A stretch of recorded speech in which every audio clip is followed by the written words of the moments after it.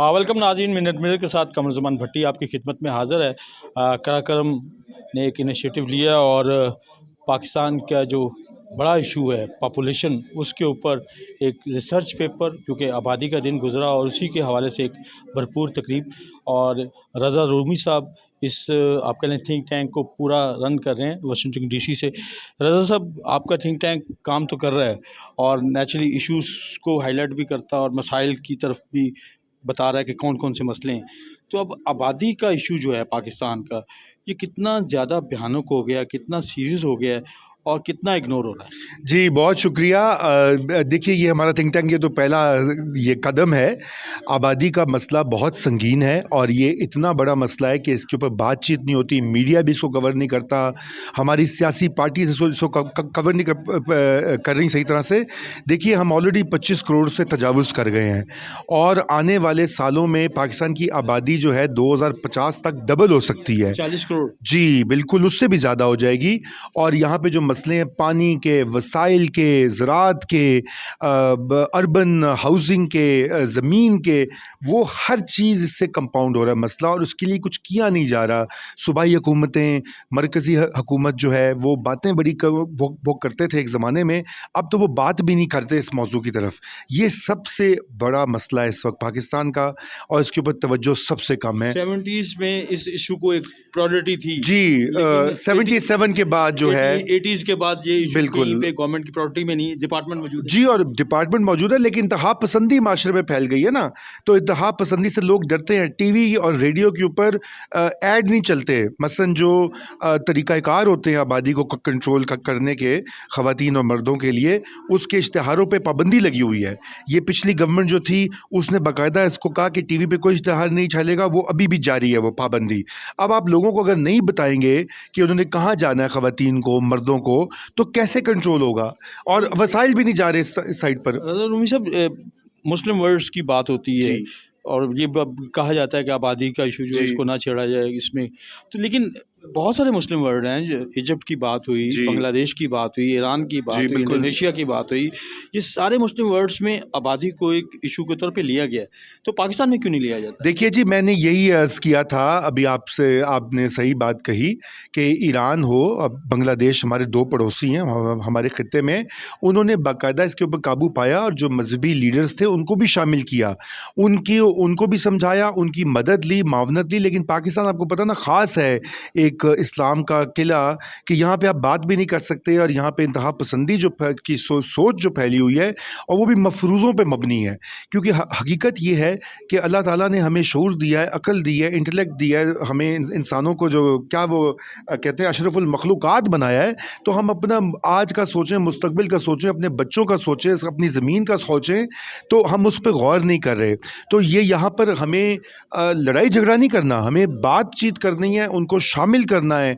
जो मसाजिद हैं, हमारे इमाम मस्जिद हैं, मज़हबी जमातें हैं, उनको भी एक पेज पर लाकर इस मौजू के ऊपर एक मुल्क में कंसेंसस बनाना है कि आपने अगले 10 साल में ये आपकी प्रायोरिटी है। आबादी नहीं कम होगी तो यकीन जानिए पाकिस्तान का आज से 10-15 साल बाद और भी बुरा हाल होगा। बुरा हाल हो सकता है और पानी का इशू जो है वो बन रहा है, मौसमियाती तब्दीलियाँ आ रही हैं, बहुत सारी चीज़ें।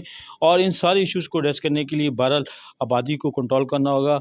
और अगर इंडिया ने और चाइना ने एक लिमिटेड लेवल के ऊपर आबादी को कंट्रोल किया और एक पावर बने, तो हमें भी इस रास्ते को अपनाना होगा। तो हमारे साथ इस वक्त हारून ख्वाजा साहब मौजूद हैं, जो वज़ीर-ए-आज़म के एडवाइज़र भी हैं, पंजाब लेवल पे भी वज़ीर आला के साथ काम कर रहे हैं। इन्हीं से जानते हैं। सर, आज आपका पेपर भी बड़ा इंटरेस्टिंग था कि 2010 में आपकी रिसर्च के मुताबिक पाकिस्तान जैसे मुल्क को चलाने के लिए 16 मिनिस्टर्स की ज़रूरत है, लेकिन उस वक़्त 80 मिनिस्टर्स काम कर रहे थे।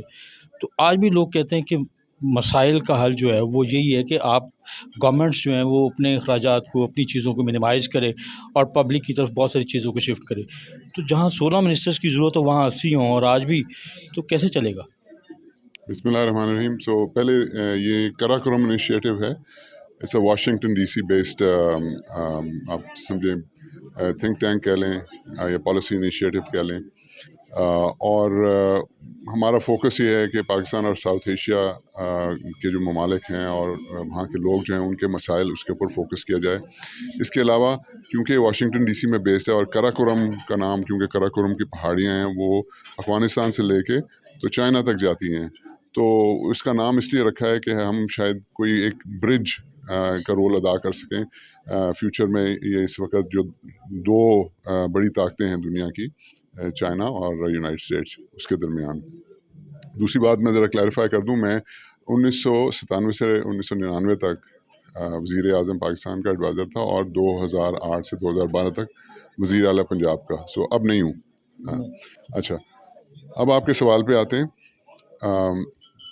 15 साल पहले जैसे मैंने बताया था इसके अंदर, वो तकरीबन 80 से ज़्यादा मिनिस्ट्रीज़ थी, अब तकरीबन 40 के करीब हैं। तो वो आप देखें ना, वो तो फिर एक जलसा हो गया।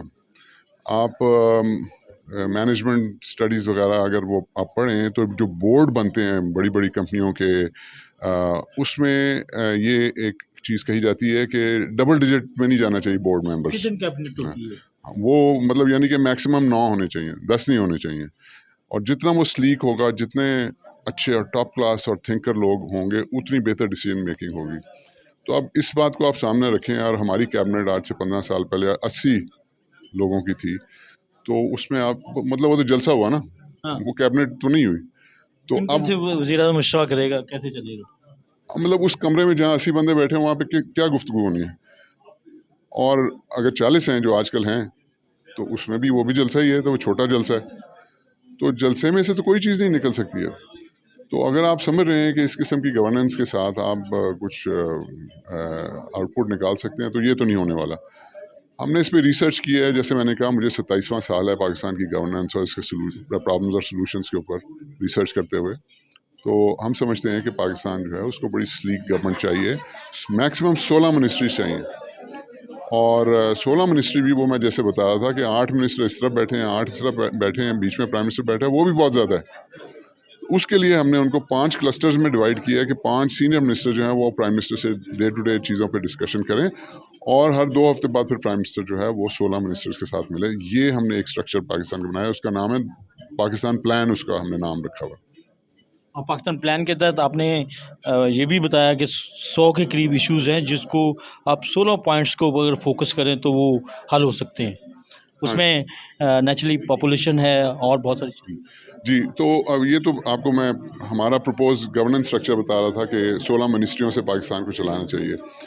अब आ जाए कि करना क्या है। तो करने को हमने जब रिसर्च की तो वो 100 से ज़्यादा चीज़ें करने को हैं पाकिस्तान में। इश्यूज़ हैं, प्रॉब्लम्स हैं जो कि टैकल करने की ज़रूरत है।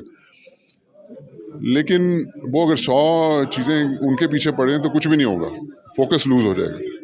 तो हमने फिर उनमें से 14 ऐसी चीज़ें आइडेंटिफाई की हैं और उनको ऐसे सीक्वेंस में डाला है कि अगर हम ये समझते हैं कि अगर उस सीक्वेंस में उन 14 आइटम्स को टैकल किया जाए और उन इश्यूज़ के सॉल्यूशंस जो हम कह रहे हैं वो किए जाएं उस ऑर्डर में, तो बाकी सब 100 की 100 खुद ब खुद ठीक हो जाएंगी। और 36 महीने की कलील अरसे में पाकिस्तान जो है उसकी डायरेक्शन ठीक हो जाएगी और ये टुवर्ड्स डबल डिजिट ग्रोथ जाने के काबिल हो जाएगा।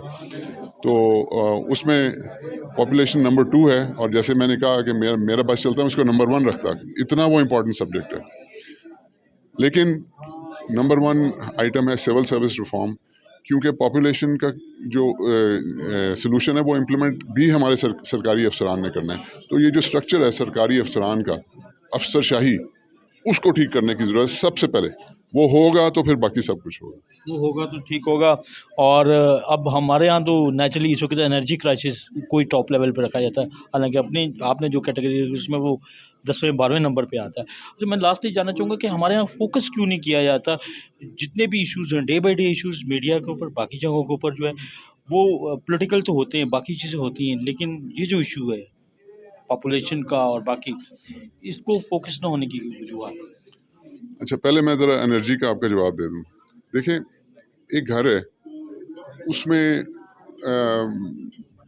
2-4 बच्चे हैं, माँ बाप हैं, और वो बेरोज़गार हो जाता है बंदा, वो घर में खाना नहीं ला सकता, और खुदा न खास्ता उधर आग लग जाती है। अब आप बताएं वो क्या करे? बाप जो है वो पहले आग बुझाएगा या पहले जाके रोजी रोटी? आग बुझाएगा ना जी।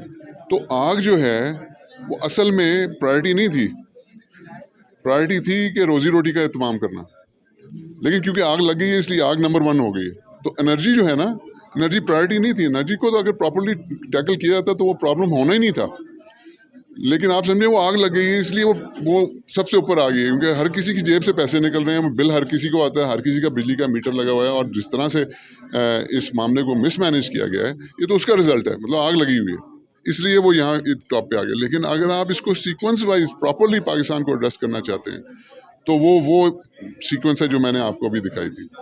बाकी आपने पॉपुलेशन की बात की, सो पॉपुलेशन इसलिए नहीं है, किसी पॉलिटिकल जमात के एजेंडे पे नहीं है, कोई लीडर इसके बारे में बात नहीं करता, हालांकि ये हमारी नज़र में सबसे इम्पॉर्टेंट इशू है। आप समझे कि एक पेशेंट है वो स्ट्रेचर पे लेटा हुआ है और उसका खून रस रहा है, तो कभी कोई हार्ट सर्जन आके उसके हार्ट को देख रहा है, कभी लिवर वाला आके लिवर को देख रहा है, कभी वो लंग्स वाला आके लंग्स को देख रहा है, उसकी ब्लीडिंग कोई नहीं बंद कर रहा, तो कैसे वो पेशेंट ठीक हो सकता है जब तक ब्लीडिंग ना हो? तो पाकिस्तान में अभी आपको देखे, डीजी ने बताया, डीजी पॉपुलेशन वेलफेयर, कि 20,000 बच्चे डेली पैदा होते हैं। अभी आप ये इंटरव्यू करके जब सुबह जाएंगे और जब सुबह उठेंगे तो 20,000 बच्चे ऐड हो चुके होंगे। बताएं कितने स्कूल बना सकते हैं, कितने अस्पताल बना सकते हैं, कितने थाने बना सकते हैं, अब हम तो उतना अनाज नहीं उगा सकते अपने पॉपुलेशन को फीड करने के लिए। तो इसको बड़ी सीरियसली लेने की ज़रूरत है। जब कोई सीरियस गवर्नमेंट आएगी तो आप समझ लेना कि वो पॉपुलेशन के बारे में जब कोई संजीदा हुकूमत आएगी सबसे पहले पॉपुलेशन को टॉप प्रायोरिटी पे लेगी। और इस वक्त चाइना ने और इंडिया की जो मिसालें दी जाती तो उन्होंने अपने पॉपुलेशन लेवल को जो है वो इस लेवल पे कंट्रोल किया है कि इंडिया का जो है वो 0.8 है, चाइना का 0.1 है, और पाकिस्तान के से पॉपुलेशन लेवल जो है 1.98 है। और इस पॉपुलेशन लेवल के साथ ज़्यादा 20,000 बच्चे रोज़ाना पैदा होंगे और मसाइल जन्म लेंगे।